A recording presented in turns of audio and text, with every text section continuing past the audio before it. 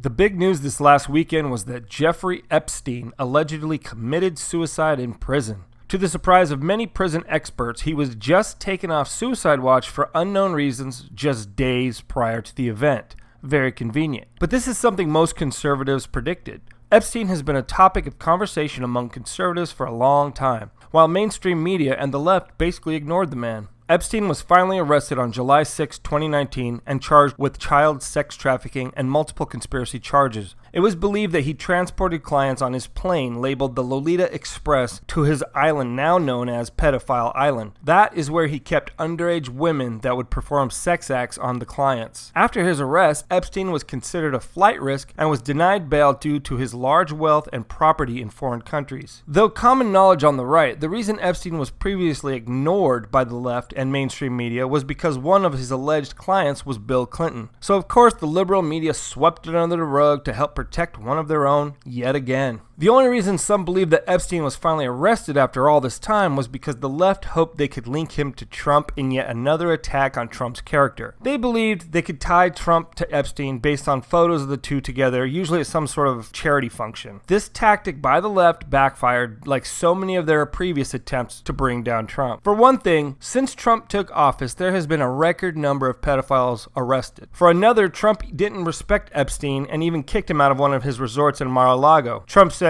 Jeffrey Epstein was not somebody that I respected. I threw him out. In fact, I think the great James Patterson, who's a member of Mar-a-Lago, made a statement yesterday that many years ago I threw him out. I'm not a fan of Jeffrey Epstein. And finally, each time the left dug deeper into Epstein, the more Bill, as well as Hillary Clinton, looked even more guilty than anyone believed previously. Apparently, Bill had been on the Lolita Express many more times than initially believed, and many of those times he dismissed his service detail. Once Epstein was arrested, conservatives everywhere talked about how quickly the Clintons would have him killed. The sad truth is Bill and Hillary Clinton are connected to so many deaths, it should astound you. It has become an ongoing joke that has multiple memes, websites, and articles all stating how dangerous it is to know the Clintons. It's known as the Clinton kill list, and one of the many reasons besides the Benghazi incident that Hillary Clinton is also known as Killary Clinton. The problem is the left call it all crazy conspiracy theories because they don't want to believe their party is as full of corrupt people as it is. You don't have to go very far to see the corruption of the left. Just look at Kamala Harris and her connection to the Jussie Smollett case and its mysterious dismissal by her friend Kim Foxx. Or Puerto Rico, where Trump was accused of not supplying any aid, when lo and behold it was revealed he sent the aid, but leftist union workers were blocking it and burying it all. The aid has since been found and arrests have been made at the highest level. It goes on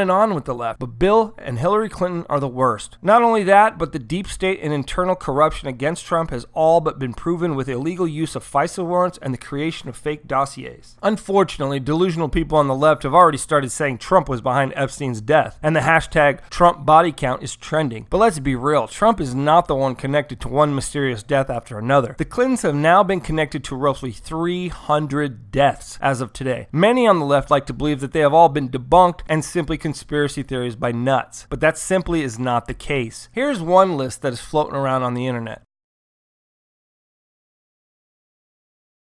It reaches up to 46 people.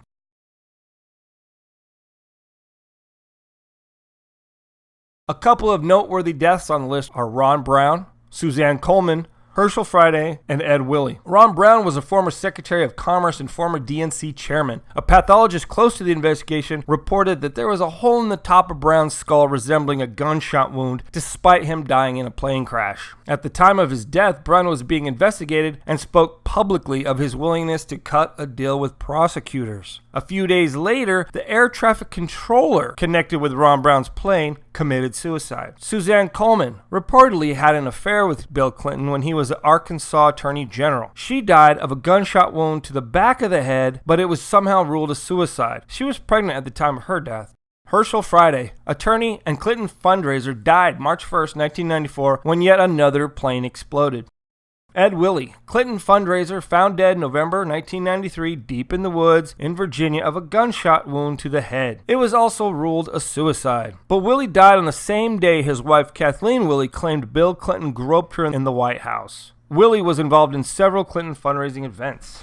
12 people on the list just happened to be former Clinton bodyguards.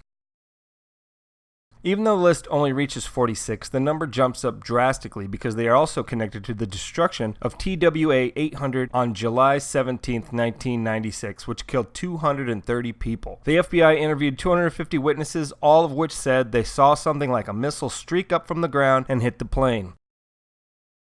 Then the FBI conducted second-round interviews with the same people to look for discrepancies, which ultimately the FBI reported debunked the idea that something hit the plane because the witnesses flip-flopped on so many details. The problem is those witnesses have since said there never was a second interview at all. The entire second round of interviews was manufactured by the FBI. To make matters even more suspicious, the CIA analyst that created a report simulating how it was engine failure that caused the plane to explode coincidentally won the Intelligence Medal of Merit Award, despite aviation experts everywhere saying the report wasn't viable. Some believe the entire plane was taken down to assassinate Mohammed Farhat, who was aboard at the time of its destruction. The suspicious thing about that is just 2 months prior, on May 31st, Farhat was supposed to be aboard U.S. Air Force CT-43 with the aforementioned Ron Brown, an associate of Bill Clinton. Farhat had to cancel at the last second, but that plane was also destroyed when it crashed into a mountain, killing everyone aboard. This all coincidentally happened right before the election in November 1996, in which Clinton won his second term. I'll get into much more detail about this incident in a future video. Now, what makes Herschel Friday, Ron Brown, and Mohammed Farhat so suspicious is that they were all due to a plane crash. Unusual considering how well government planes are kept up and how rare plane crashes actually occur. Flying is still supposed to be the safest means of travel. Again, the left love to say all this is just conspiracy theories made up by right-wing nuts, but the fact is, the people on that list are actually dead, and they actually do have a connection to the Clintons. Can anybody point out that kind of coincidence or that many unexplained suicides with any other politician on either side of the aisle? Absolutely not. Epstein is just another person that could verify the shady underbelly of the Clintons, which is why most conservatives knew he was going to end up dead. Being held in a Manhattan correctional facility doesn't help either. New York is as liberal gets, and Democrats have proven to be more corrupt than ever. Just look at Chuck Schumer, who flips his stance every second he can just to hurt Trump. One would have to be a fool to not believe that the Clintons have connections in New York to help pull this off. The spin has already begun, claiming the guards were in heavy overtime and overwork. But what is the excuse for leaving him alone? Especially considering he allegedly reported to a guard that someone had already tried to kill him. Now, before I could even get this video out, there's been an update on the Epstein autopsy. Apparently, he had multiple broken bones in neck, common in homicide by strangulation. I am shocked.